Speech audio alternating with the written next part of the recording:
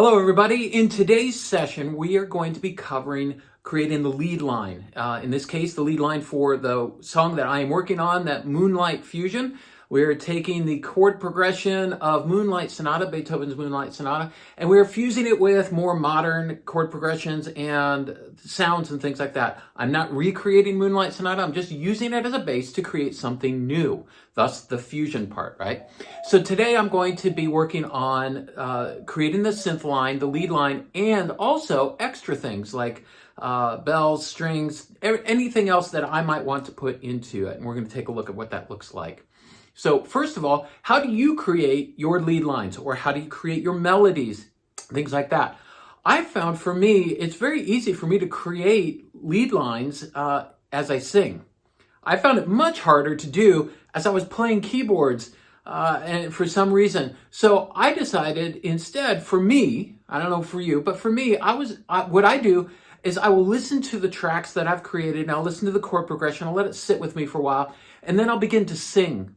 I'll sing lead lines or melodies that hit me for a verse or a chorus, and then I go to the keyboard and then I work it out.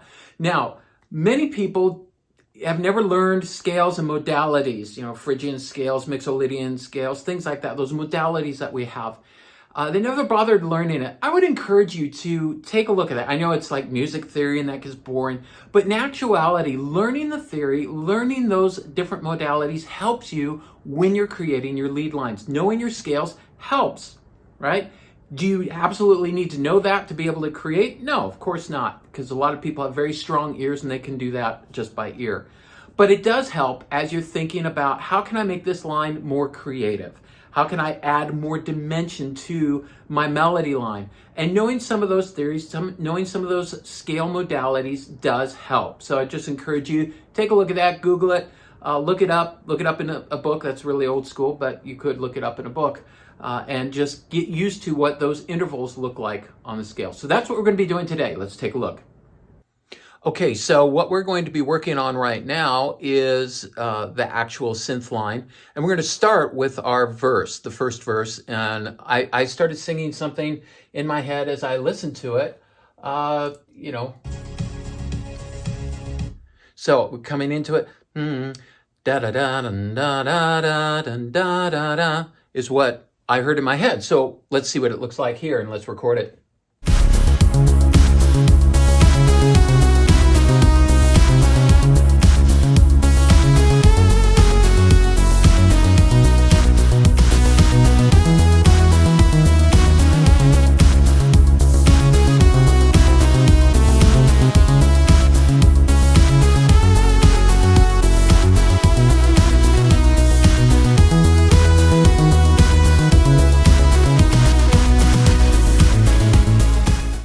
Okay, so the next part is the chorus. And so I listened to those tracks over and over, and I heard dun da da da da da da. That was just in my head.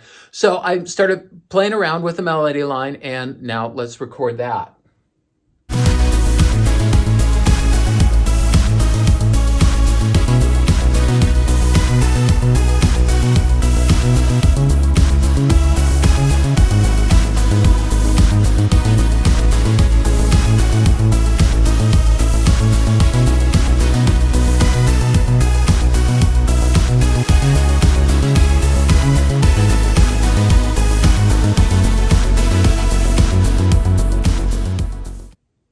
Okay, so I've added some synth lines to the verses and to the chorus. And what I like to do with verse 1 is something simple. Verse 2, I like to improvise a little bit on that second verse. It's technique. It's a pretty standard technique in any kind of genre where you hear this. If you listen to music, listen to the verses, listen to the choruses, you'll hear the singer change something a little bit, or if it's a player, if it's instrumental, you hear the player change it up a little bit from verse to verse, improvise a little bit more, and adds more dimension to your arrangement. So think about that. I like to do that in my arrangements, where I'll start something simple, might be rhythmically or melodically or both, and then the next verse I add a little bit more. And this particular piece has 3 verses in it, so by that third verse I've got something really different than the first one, but I like to bring some of those elements of the first verse back in, so it ties it together. So now we're going to take a look at the bridge one of the many bridges. And I think I'd like to add some bells to this. So I'm going to choose a bell patch, real old school. I'm going with a Roland D50 virtual synth. I really like some of those patches there. I'm going to add a bell sound to this. Let's take a listen. Let's record that.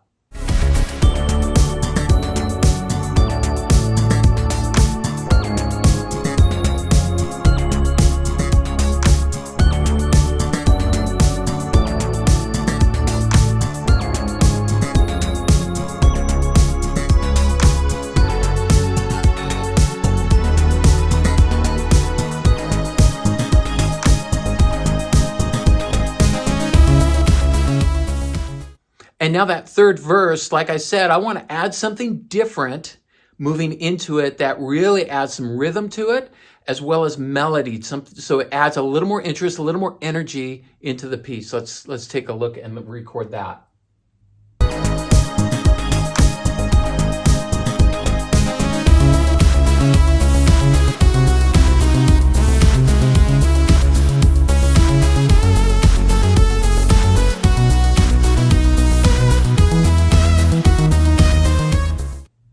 And now we're going to add some strings. Don't have to, but I wanted some extra, just elongated legato strings, just something over the top at the end of the bridge, one of the last bridges going back into the main theme. Let's record that. Something simple.